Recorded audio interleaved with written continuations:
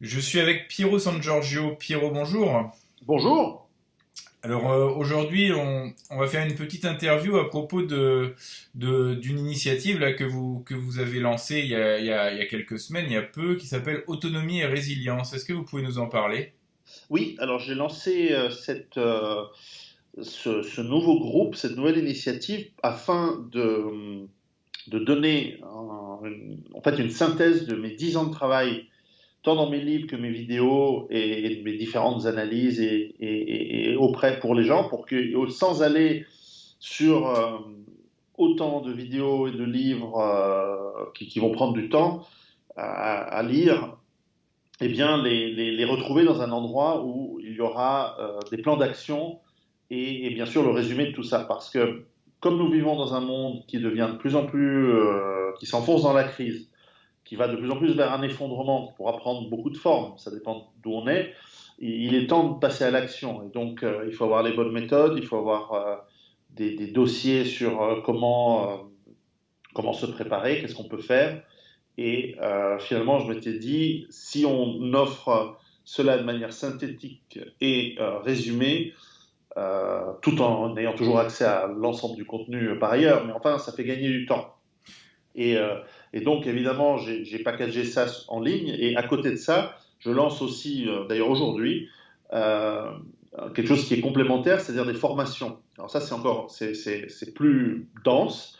Ce sont des formations qui vont apprendre, par exemple, comment gérer tout son système d'eau à la maison, comment est-ce qu'on peut réparer son évier, ses tuyaux si on est tout seul, par exemple, et qui vont aller jusqu'à comment acheter de l'or, comment développer son système immunitaire, comment donner des premiers secours euh, en cas d'accident ou de problème, etc. Et donc cette formation, vous, vous pouvez aller simplement sur mon site web pierrot.com et de là, vous avez le lien à la fois pour autonomie et résilience et à la fois sur les formations.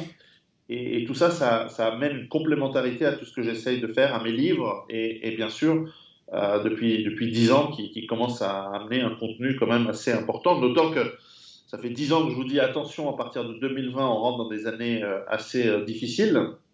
Et je crois que tout le monde s'est rendu compte qu'on y est. Oui, alors c'est vrai que du coup, je suis allé faire un tour sur le contenu que vous proposez et c'est vrai que je pense que les gens qui s'y sont inscrits ou qui vont s'y inscrire vont en avoir entre guillemets pour leur argent parce que c'est vrai que même si c'est des choses pour partie d'ailleurs qu'ils ont pu déjà voir sur certaines de vos vidéos YouTube ou des choses comme ça, c'est quand même une grande synthèse que vous avez réussi à faire. D'ailleurs, j'ai envie de dire qu'est-ce que vous allez répondre à ceux qui, j'ai vu poindre ici ou là quelques commentaires, vous disent oui, c'est encore pour gagner de l'argent, à quoi ça va nous servir, etc., etc. Oui, bah, visiblement, il y a des gens qui vivent d'amour et d'eau fraîche et qui n'ont pas besoin d'argent pour vivre et qui considèrent que le travail doit être gratuit. Je suis curieux de savoir qu'est-ce qu'ils font comme métier d'ailleurs et comment ils vivent eux-mêmes. Non, non, mais évidemment que c'est payant parce que bah, d'abord, on a bah, ça aussi, les gens qui font ces remarques, souvent, ils se rendent pas compte il y a des frais, il y a des coûts. Il faut rémunérer aussi certains des formateurs, parce que j'ai embauché, enfin, j'ai demandé à des formateurs spécialisés. Je ne suis pas moi-même, je ne peux pas être à la fois un stratège, un médecin, un spécialiste du tir, un spécialiste de la nutrition. Enfin, je ne peux pas faire tout ça en même temps. Donc, un urgentiste, par exemple, etc. Et donc, j'ai demandé à des experts de venir et donner des formations. J'ai aussi demandé à des jeunes gens de motiver d'aller travailler tout mon contenu depuis 10 ans et d'en sortir la substantifique moelle et les éléments les plus utiles, de les remettre en ordre, etc. Tout ça, c'est un coût. Donc forcément, ce coût, j'espère qu'il a une forte valeur ajoutée.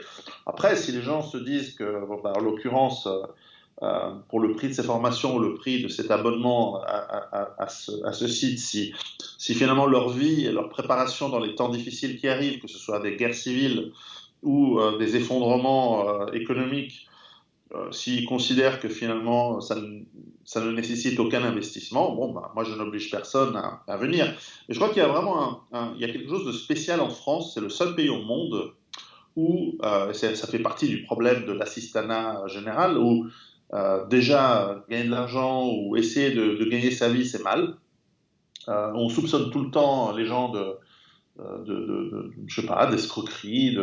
C'est le seul pays du monde, dans tous les pays du monde, du mien, la Suisse, aux États-Unis, à la Suisse, en Chine, à la Russie, en Afrique, partout, gagner sa vie en essayant de mettre en vente ses connaissances, ses compétences, en donnant des conseils, en aidant les gens à accélérer leur. Par exemple, j'ai une formation qui doit être dans les 100 euros qui explique sur 3 heures comment choisir le pays pour ceux qui essayent de s'expatrier, pour ceux qui veulent aller dans un pays. Comment choisir correctement un pays et comment ne pas se tromper dans l'emplacement de l'achat immobilier qu'on veut éventuellement faire et quels sont les écueils, par exemple, majeurs pour ne pas se tromper. Donc c'est un conseil de 3 heures. Et les gens qui vont le suivre vont peut-être éviter des investissements de dizaines, voire de centaines de milliers d'euros à tort. Donc la valeur, elle est là. Et je crois, et après, évidemment, chacun est libre de s'inscrire ou pas, d'acheter ou pas. Mais c'est vrai que ça me fait toujours sourire depuis ma Suisse et même dans d'autres pays de voir souvent cette méfiance ou cette critique de certains, pas tous, puisque là ça démarre bien, de gens par rapport au fait qu'on fasse des formations payantes. Les gens disent je veux tout gratuit. Moi je dis mais donne-moi ta femme alors. Surtout que pour 3 heures 100 euros, quand vous prenez n'importe quel coach ou n'importe quel ou même un psy ou même un avocat, ouais.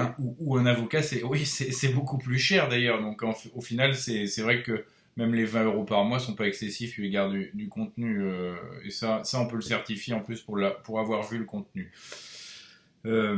Autre question, puisque ça rentre aussi dans ce site-là que vous avez lancé, il rentre dans le cadre quand même d'une actualité compliquée, d'une actualité européenne compliquée, mondiale compliquée.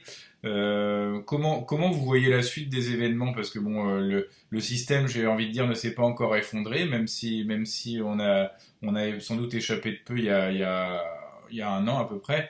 Le système s'est pas effondré. Par contre, les conséquences économiques sont là ou vont apparaître ou vont s'accélérer. Comment vous voyez ça, vous?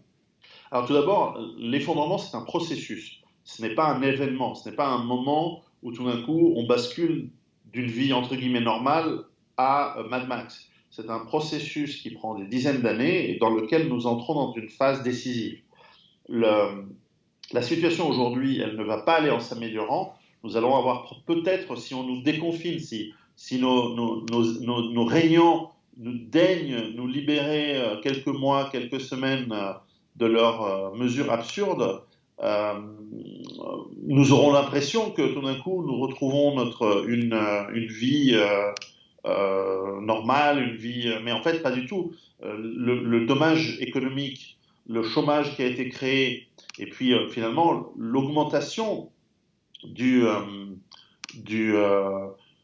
la dette et des coûts liés à ce que l'État va devoir faire pour se retrouver avec des millions et des millions de chômeurs supplémentaires dans les prochains mois, va faire que nous rentrons dans des phases, par exemple, d'inflation.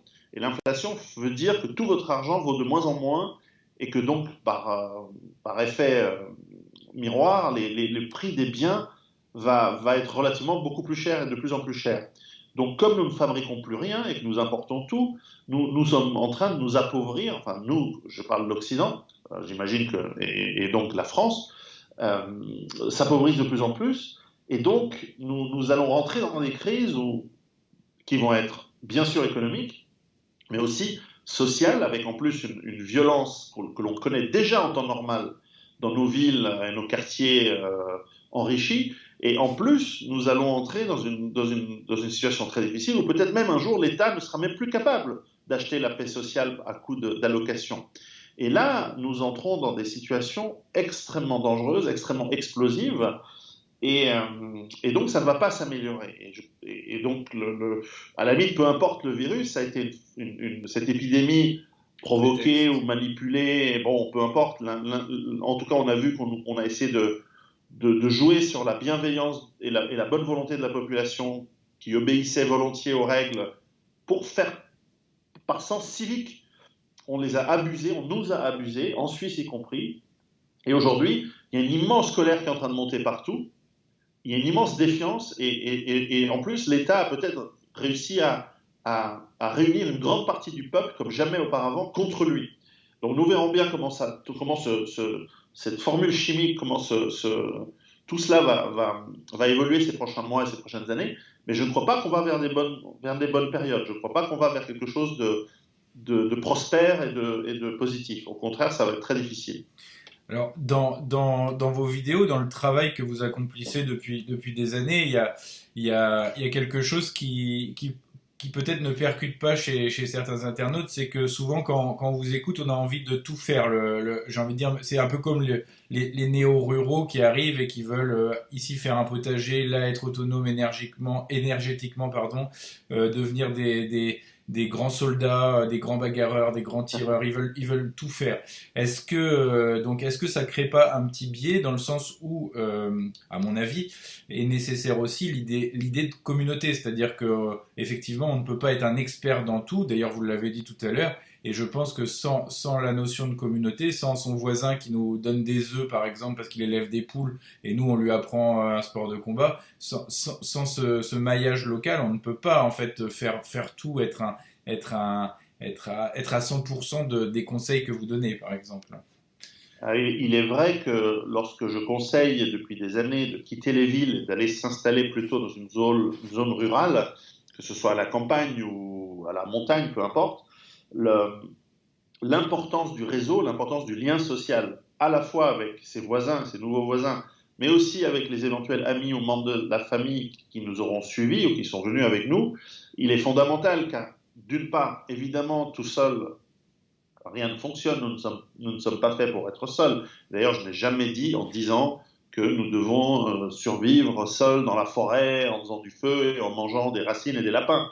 Pas du tout. J'ai toujours dit se réenraciner, ça veut dire bien sûr travailler son autonomie, sa résilience, mais ces deux termes impliquent un maillage, comme vous l'avez dit, un réseau, un échange de compétences, un, et finalement, c'est pour ça que la stratégie, elle est importante. On ne va pas juste partir sur un coup de tête, ah bah, tant pis, je pars dans les Pyrénées ou dans le Vercors. Non, non, on réfléchit, on sélectionne l'endroit, on regarde si la culture locale nous va bien, on regarde si on s'y sent bien, on regarde si on a des gens que l'on peut connaître, avec lesquels on peut peut-être travailler, échanger.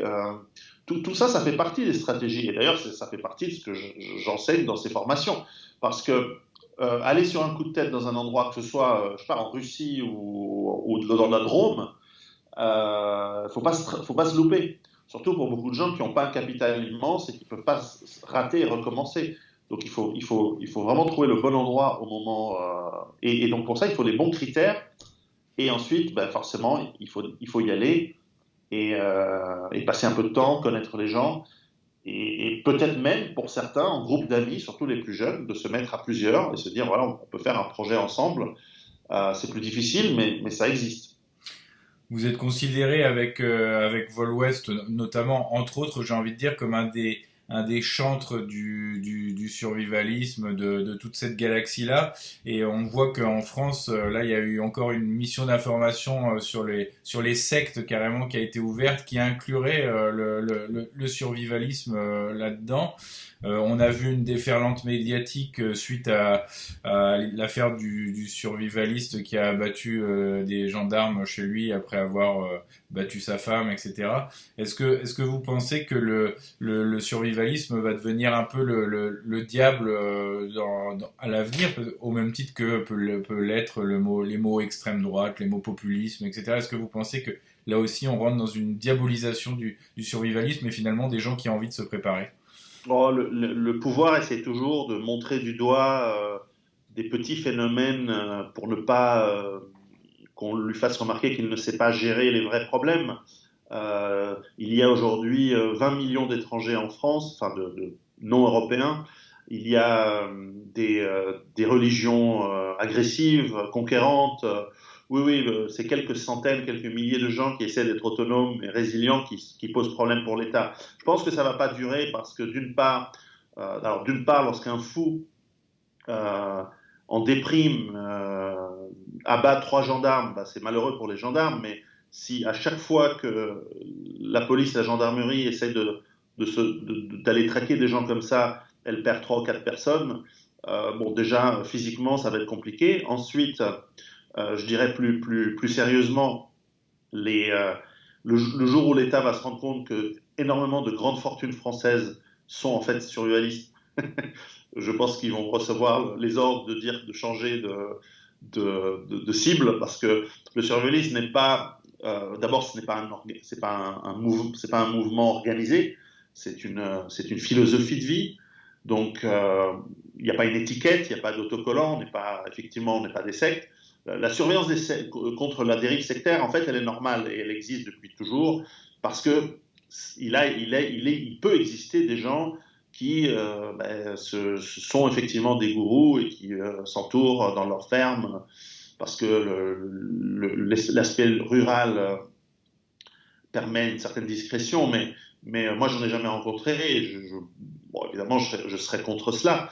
En revanche, quand je dis à tout le monde de réfléchir par soi-même et de ne pas justement suivre bêtement les idées des autres, c'est tout sauf une dérive sectaire.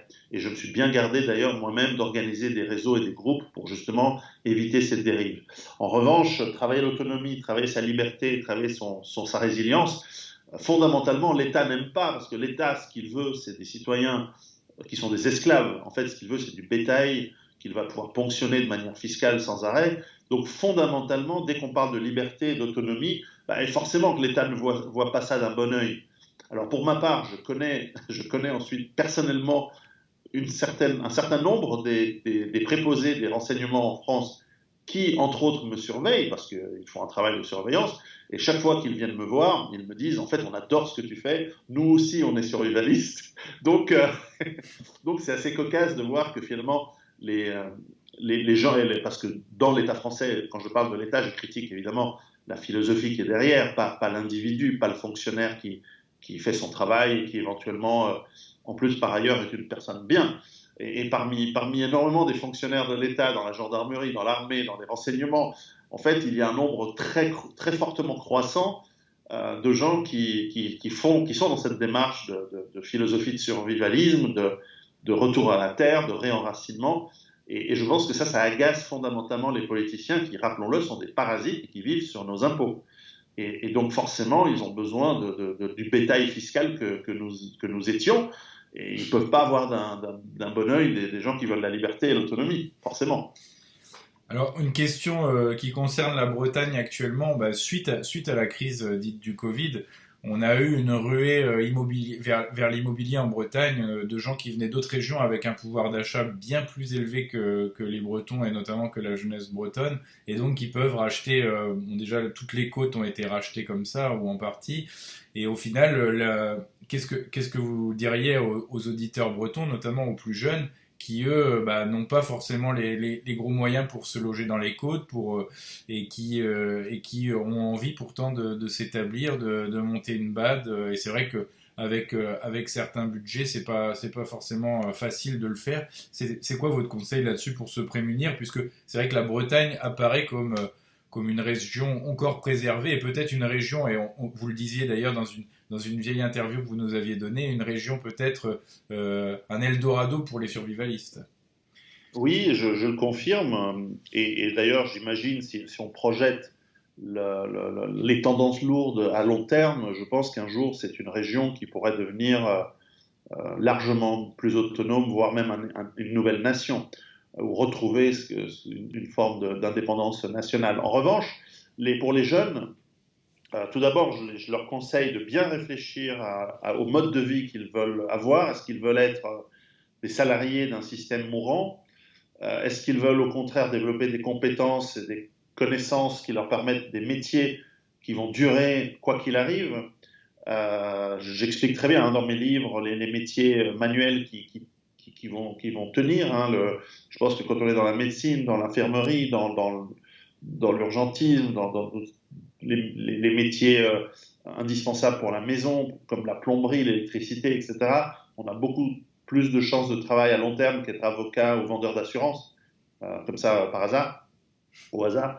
Mais aussi par rapport à évidemment les gens qui viendraient s'installer, moi je dirais que si vous êtes jeune et que vous n'avez pas les moyens de vous acheter une maison, vous pouvez soit aller voir la maison de votre grand-papa ou votre grand-mère qui est peut-être toujours là, et au lieu de la vendre à des touristes, de dire bah, j'ai plutôt un projet de la retaper, de la rénover, et puis on peut se mettre à plusieurs avec une jeune famille, ou alors ou à deux familles ou trois, je sais pas, et en fonction de ses moyens, en fonction de son travail, en fonction aujourd'hui en plus on nous encourage au télétravail, bah, tant mieux, d'essayer de préserver ce patrimoine culturel et donc physique, euh, sous forme d'immobilier ou autre, de terrain, pour, entre guillemets, occuper le terrain et quitter les grandes villes qui sont aujourd'hui très chères en plus, et dont peut-être à l'avenir, le prix immobilier va s'effondrer, parce que si plus personne ne veut vivre en ville parce que ce sont des zones trop dangereuses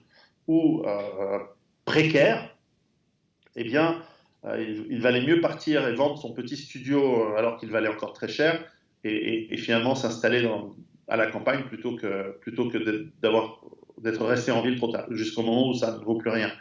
Donc voilà, c'est pour ça que les stratégies sont importantes. Ce n'est pas juste de dire je fais du camping le week-end dans la forêt de Brocéliande, c'est très bien, c'est une des plus belles forêts du monde, mais c'est pas une stratégie. C'est bien, ça permet d'apprendre des petites compétences, faire du feu, tout ça, mais en fait on veut des stratégies de vie, on veut pas des stratégies de survie. Et c'est là le paradoxe, c'est quand on parle de survivalisme, en fait on parle de stratégie de vie meilleure. Alors que avoir juste des solutions ponctuelles, comme souvent on caricature les gens qui s'installent dans des bunkers, ce qui n'existe pratiquement pas, ou alors des gens qui veulent vivre tout seuls dans la forêt, ce qui n'existe aussi pratiquement pas. Ce ne sont pas des stratégies, ce sont des tactiques. Dernière question, Piero San Giorgio. Quelles initiatives, vous qui avez le recul sur pas mal d'années, quelles initiatives actuelles vous incitez nos lecteurs, nos auditeurs à regarder du côté, en France, qu'est-ce que vous avez trouvé d'intéressant ces derniers mois, ces dernières années que vous invitez à suivre, hormis Autonomie et Résilience et votre site, bien évidemment. Je crois qu'il y a de plus en plus un engouement pour entre guillemets, les médecines naturelles, qui sont bien plus efficaces pour les 80% des problèmes que l'on a au quotidien. Donc j'encouragerais les gens de voir comment est-ce qu'on peut augmenter son système immunitaire, comment soigner les petits bobos et les petites maladies que nous avons, euh, avec des soins simples, pas chers, sans avoir besoin de suivre les soi-disant experts qui ont toujours des solutions très chères, très coûteuses, et qui font gagner beaucoup d'argent aux industries pharmaceutiques. Et les médecines naturelles nous permettent de considérablement améliorer notre santé et de soigner. Donc j'encourage ceux qui nous écoutent de s'intéresser à comment on peut se soigner de manière simple et peu coûteuse. Par exemple, en France, vous avez quelqu'un de très connu qui a un site qui s'appelle regener.com, je crois, mais Oui, Thierry Casasnovas, qui, quand on l'écoute, est très sensé et n'est pas du tout sur des choses farfelues, quand on se donne la peine de l'écouter. Et puis, simplement se réinformer par des chaînes d'information comme la vôtre ou comme plein d'autres qui, en fond, sont très raisonnables, sont très pondérées, nous donnent des informations qui ne sont pas celles que l'on a dans la presse officielle, qui est de plus en plus, malheureusement, aux ordres, achetée. Et donc, au vrai pouvoir. Hein, le pouvoir, c'est pas l'État. L'État, c'est un instrument du pouvoir. Et bref, donc, là-dessus, j'encourage les gens à, encore une fois, réfléchir par eux-mêmes et de ne pas se faire avoir. Merci Piero San Giorgio. À très bientôt, merci beaucoup.